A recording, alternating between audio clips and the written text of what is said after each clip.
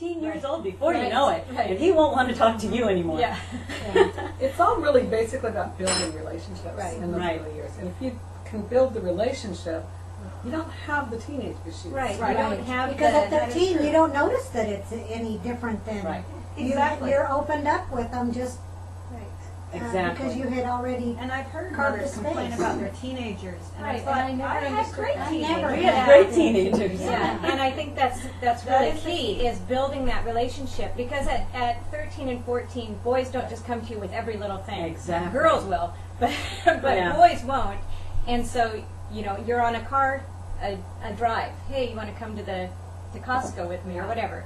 Yeah. So you take them on a drive, and just that car ride, they will talk Some good the conversations whole come time. But you got to have that time, Mhm. Yeah. and Yeah. the kids will talk if you have built up in the early Mm-hmm. years. I remember when one of my sons was 2 years old or so, and you'd be at the store, I'd be at the store, or the laundromat or something, and he'd be trying to tell me something. I couldn't understand him anyway. He was 2 years old. He was getting more and more frustrated. It was mostly out of tiredness. Yeah. But then by the time that I said, okay, what, he would already be gone. He'd be throwing a fit, and, Right. everybody else in the place would be, Yep. eyeing you like, well, my kid never did that. Yeah, right. I would be judged at that point, Feel, yeah. Yeah. And so, if I had just taken the time Yeah. to say, Yeah. Right. to even just not say what he wanted, because he was 2, he wasn't talking regularly, but he was still getting frustrated. Mm-hmm. Mm-hmm. Just to put everything down and get down at eye level and connect, Right. just connect with them. Yeah. Yeah, get down on your knee if they're Right. little. Yeah. And let them feel, because that gives them, then they are eye level with you, they don't feel intimidated. Right. You're not so big. Right. And it's easier for them It's easier. to communicate, Yeah. because they can focus if you're sitting on the floor with them. Yeah. Yeah. That's funny you should mention being away from, out somewhere where others are. I remember at the grocery store, the shopping cart, I got a few things in there, and I could see my kid is losing it. Right. And you can see it build. And You can- see it start to build. So there were times I would just be able to okay, let's leave the cart. Right. There are workers here who can put the stuff away and take my kid and just go home. Or you Yeah. just get in down line for with a what nap. you've got. Right. Yeah, just I would just get in Or line with what I've got. I had to leave the store Right. because you couldn't stand in line. Yeah. And even Right. now, Right. I see once in a while I'll see little Oh, I do kids too, and at the they're store. a lot of the times I see them at the store losing it, and the mother's on the cell phone. And the mom's ignoring them. Yes. Yeah, it's really sad. Or the mom's scolding them. Well, the kid looks exhausted. Yes. Right.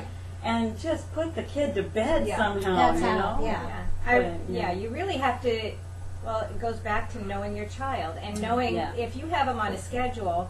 I work at a library, so a lot of parents bring their children in for a story time, and that's the parents' agenda. They are going to keep that kid there for the story time, Right. no matter what. They want that hour. Seen that. And so but they still have to go in with them. So they're still having to deal with this tantruming child. Oh.